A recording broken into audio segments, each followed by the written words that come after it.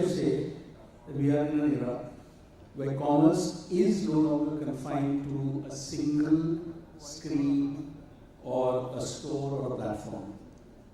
So today's consumer journeys spans multi-screens, touchpoints, online, offline, social, and everything in between. Now this session, we'll explore how brands can move beyond transactional thinking and embrace a more connected experience within a closed market. We'll dive into how seamless integration across channels, data, operations, and customer experiences can not only drive conversions, that's very important, but build loyalty, efficiency, and long-term business value. So here we are talking about not only entertainment, but we're talking about what you wear and what you wear luxuriously and usually. So my first question to you, Anu, would be, how are leading brands aligning their physical and digital channels to deliver truly seamless and personalized customer journey? And what role does data integration play in this alignment? Thank you, Lawrence. Hi, everybody. Good afternoon or still good morning. Yes. Okay. So I think it's a very important topic, and just to bring everybody onto the same page, let's just take 1 minute to define omnichannel across the. So when we say omni, it consists of 2 words. Omni means all, and then channel means multiple channels from where you and the consumers actually shop. So we are saying here that omnichannel commerce basically is trying to offer seamless, connected journeys for consumers across both offline and online channels. So offline could be retail, and then maybe to some extent multi-brand outlets and your partners. But on the other side, we have online, which can be website, or it could be like your Instagrams of the world, social, or it could be even your apps. So one is the connection of that journey, and therefore, how do you offer a consistent experience, which is personalized, which comes with some kind of recommendation signs to the shoppers, so that they are actually having that seamlessness of experience. And this can actually deliver, let's say, a browsing the products, so they can continue their journeys on site and go into the store. Or they could actually order online and pick it in store, or let's say pick in store and return online, via some channel. So all that is actually, and also look for customer service. So that's what we say, omnichannel commerce, not restricted to commerce, but also right from browsing to customer service across there. So that's where, anything you would like to add, Sunil? Yeah, so, first of all, thanks a lot to the organizers for having me here, and good afternoon to everyone. As I come from an OT background, something I can also say about omnichannel strategies. When you hear OTT, you always think it's online. Everything has to do with online, but even in our kind of business, we have to balance both the worlds together, offline and online, because when we are serving content to the Bengali audience, it's not just the Bengali audience in Kolkata, but it's also people beyond Kolkata. Think about a Bengali living somewhere in the rural part of Bangladesh. How do we get our content service to them? So for this sort of distribution, we actually need our offline strategy, where we have come up with various carrier billing or even scratch cards using which you can subscribe to hoichoi, and basically a lot of different services that we are coming up with. Basically, you can now access your hoichoi subscription through a cable partner or basically internet partner. So we have to balance both of them to basically have the service that is everyone is expecting. And also the last part, which is very important, is the data part of it. So now if we have say 5 different channels of sales, how do we ensure that every single data point, every single customer subscribing to every single channel is part of that central data warehouse? So we have made those systems as well, where regardless whether you're basically subscribing to a WhatsApp business or whether you're subscribing through your carrier billing, we do have all the data points flowing into a central data warehouse so that we can actually deliver the similar sort of seamless experience to you and the similar sort of brand experience that we want to deliver that is basically consistent across all the touch points. So just sorry. Please go. I was trying to take a real consumer journey here and highlight some of the key areas. So one is when you're shopping inside a store or even online, they need to have the same connected inventory. As Sonetu was also saying, it needs to be visible, your content or your products or your services, seamlessly. It can't be like, sir, your product is only available in the store, it's not online. So it needs to be consistent across here. Try to make it consistent across all your channels. The second one is the customer identity.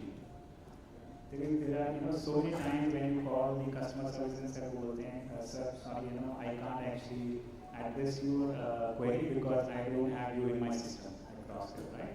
So some of those channels are disjointed across here. What we need to do is build that connected journey across here, so that the same consumer identity, what we call as EII, needs to be actually built across here. The third one is basically look at your inventory side and how you are powering the inventory with some technologies across here. And therefore we'll go into technology a little bit later across here. But these are two key pillars when you actually roll out Omnichannel strategy across here, along with there are certain other technologies also. Both of the brands are homegrown. They are kind of really spread across the diversity of India. And with the new so-called business acumens that are coming in, business structures that are being built around. So with e-commerce no longer being a silo of anymore, right? So it's gone beyond that. E-commerce is here to stay and has delivered good profits for everyone. How can marketing, supply chain, and customer service teams work together to drive end-to-end growth and customer satisfaction? Because we know all these three are very, very important in the final delivery to the customer. Number one, and number two, it's also very, it becomes a broad brand loyalty opportunity if all these three go seamless with each other. I hope they will, and I would love to hear that. Fantastic question, thank you, Lawrence.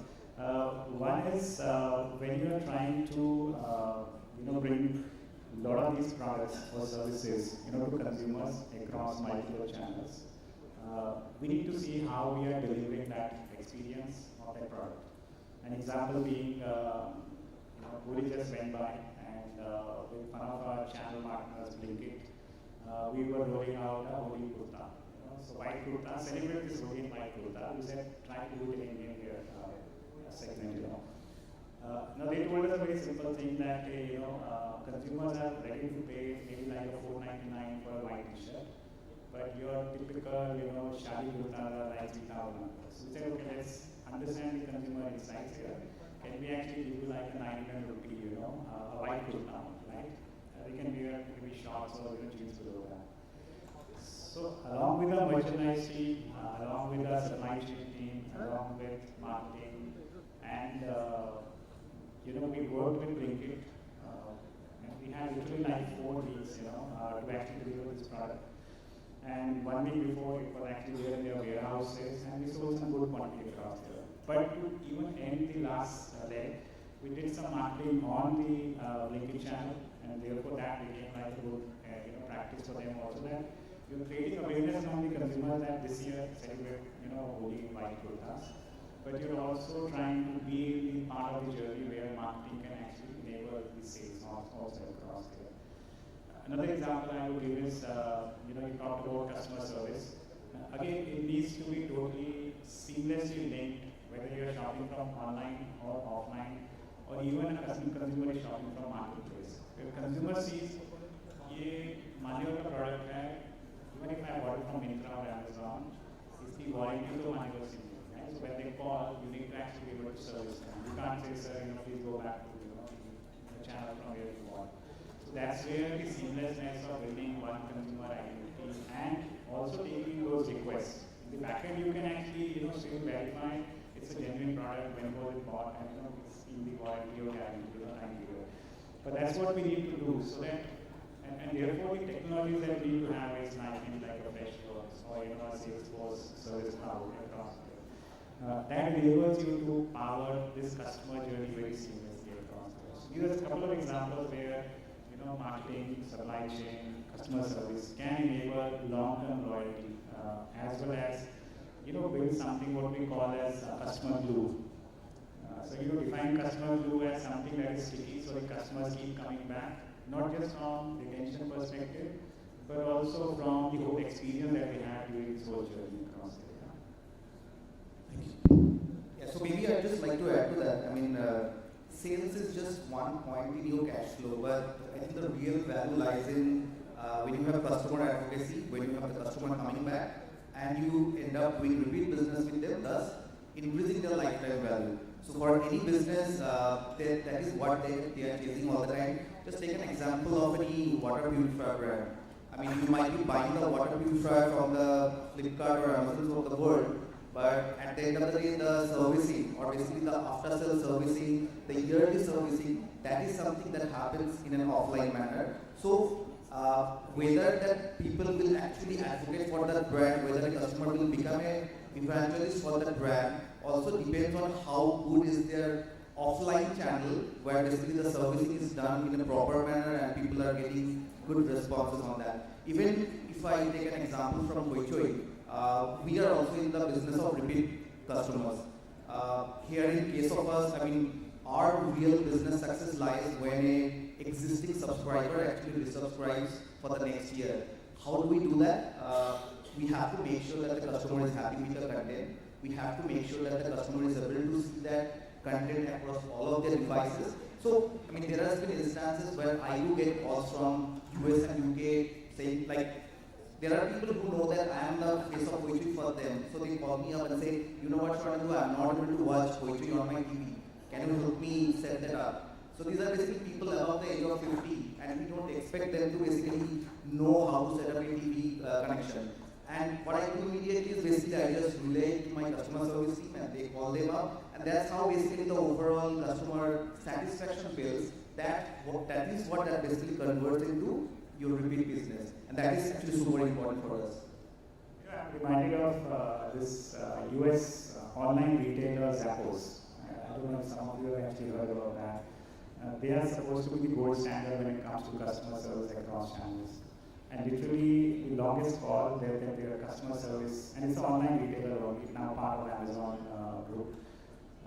One of the customers called and they had the longest call over random topics for 10.5 hours. Right? So Zappos is the company. There's also a book, which you should read, but it's ZAPPOS. But they are supposed to be gold standard when it comes to customer service. Customers call them and actually say, look, I need to order, pizza right now in some part of LA, and can you help me find that pizza service delivery? And nothing to do with, they sell footwear, across their sneakers. But their customer service agents are actually, tasked to actually help any kind of customer. Yeah. Wow. Okay. So you did touch on Holy as an example. Are there any such examples where you've used omnichannel strategies to drive not just sales, but long-term brand loyalty and lifetime value? Yeah, maybe I can take this one. Great. Yeah, okay.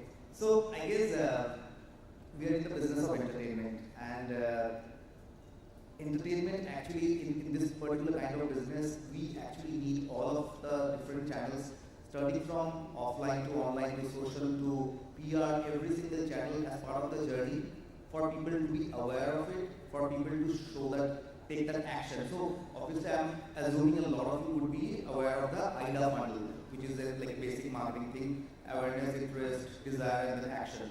So think about the journey like one of our latest hit movies, Dive In. How can the IDA funnel work in this particular case?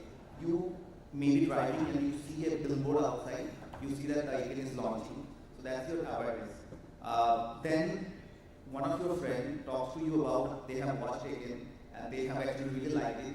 So the interest builds up. And then you see a digital ad saying that, okay, the show is running in your next theater next to your house. That's why your desire comes. And basically, finally, you make the transaction on book my show. So basically here, 3 or 4 different channels are in action for us to, basically for the whole action to happen. And the next important thing is basically also the customer advocacy. I mean, in show business or in entertainment business, you can only reach certain limit with performance marketing or paid ads or out of home. But to have that, to make a movie blockbuster or to make a show blockbuster, you need to have that virality effect where a person would be talking about you, where they'll be posting about your show, will be posting about your content. It's only then you can have that ripple effect which can make a movie successful. So, as you can see, across this whole customer lifecycle journey, there are 4 or 5 different channels that are in play, and that's why we have to be present across every single channel, and thus coming to the term Omnichannel. So I will give a few examples across there. In one of my previous companies where I worked part-time, we identified that yes, my loyalty was a big part of revenue generated across here. What we did was we identified those moments where consumers really need something badly, and are we able to enable that? So, remind the Mastercards, money can't buy experiences across here, right? So look from a women's perspective, and women was one of the important segments that we were focusing on. During Karwa Chauth, there is huge queue, in terms of getting the maybe done on hands. So we tied up with Lakme Saloon, and we said, to some of our top customers in certain cities, we said, okay, you can go to Lakme Saloon and get this at a certain preferred pricing across here, right? And you can also take an appointment, which will be given priority across here. So that's one example across. The second one is, I really work with Nokia, and as the technology evolved on smartphones, you need to set up emails and music services across here. So we would tie up with influencers, and tech influencers across here. Incidentally, I met one of the gentlemen who work with GSM Arena.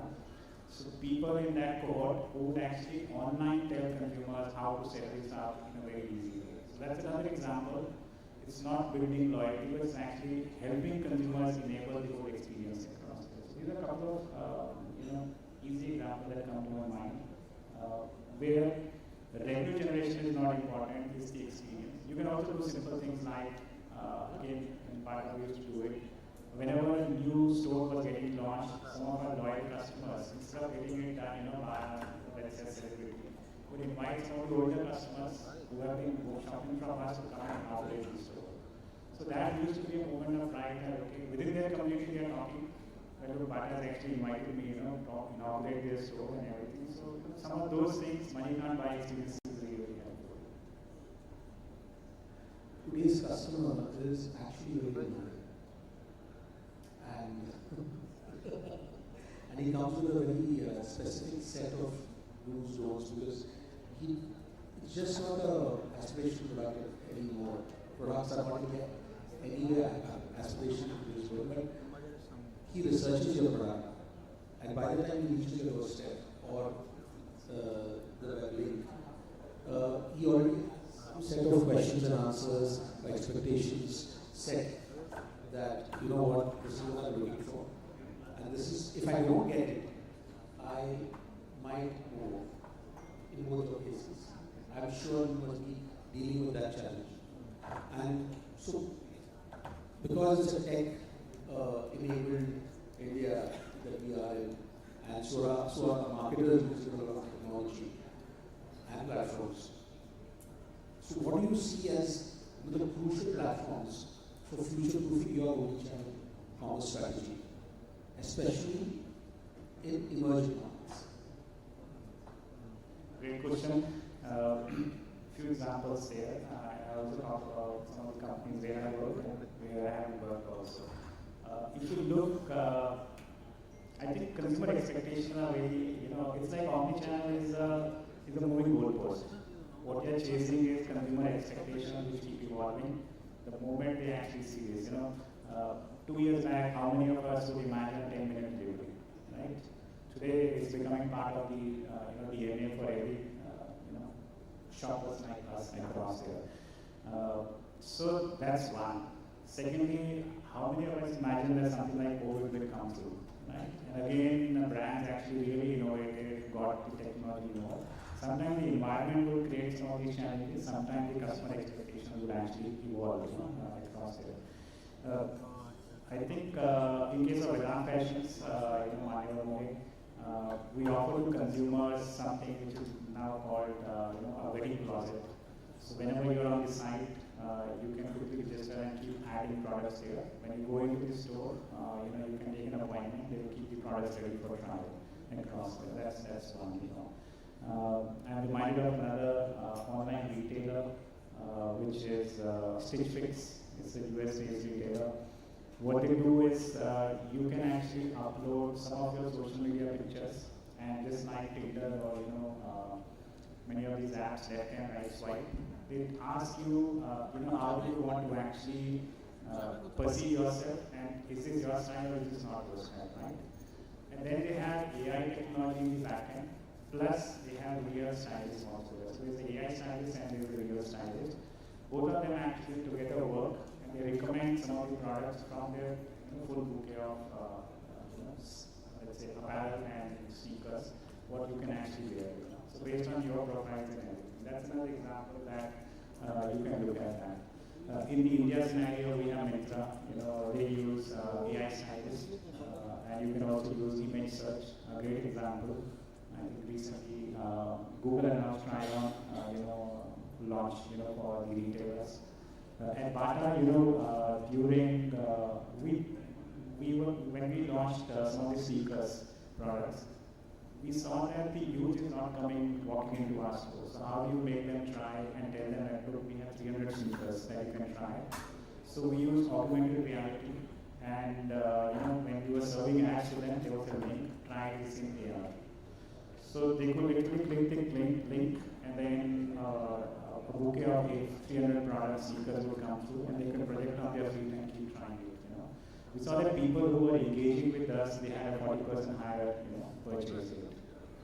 Again, you want consumers, and recently we just launched that in Vedant Fashion also. When you walk into a store, and you're typically what retailers do, there's a standard music playing, based on your category. But now there is a jukebox facility. You can scan a QR code and you can play your favorite music. So it puts you in your shopping mode across here. So these are a few examples where technology is evolving. There's augmented reality, there's AR mirrors and everything across. There's try-on, you can actually have people try it out. There are multiple examples. So thanks a lot. I think Anand has covered very well some of the examples from the retail industry. So let me take a few examples from the service industry. So almost 10 years back, I used to work for I was one of the early employees, and we started with phone booking. Then eventually we shifted to app booking, and eventually we killed that phone booking thing.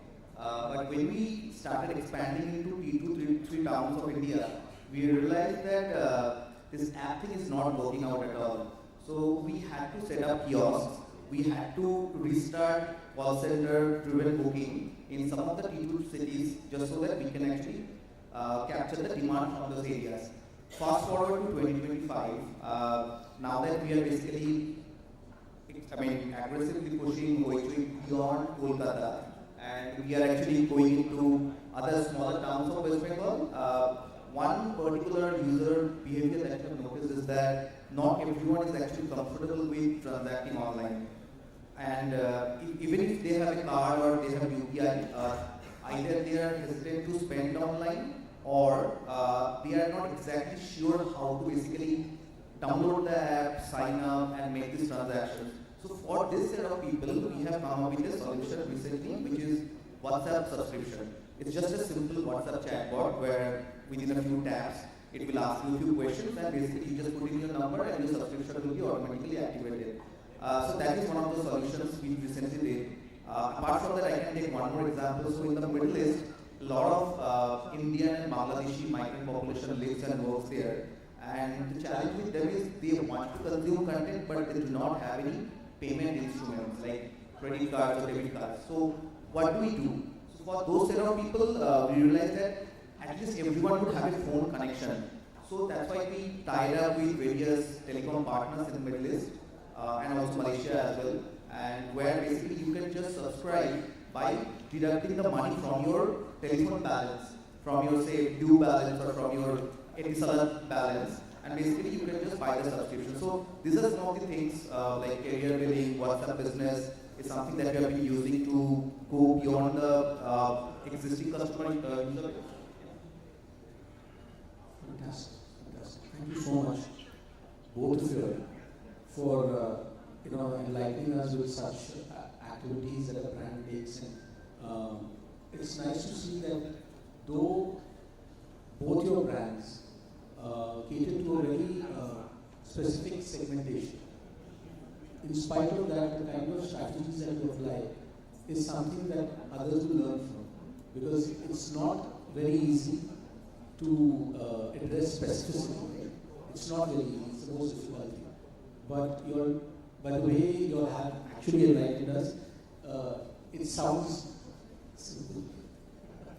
So thank you. Thank you so much. Thank you everyone. I think we can do this chat. Thank you so much for your time.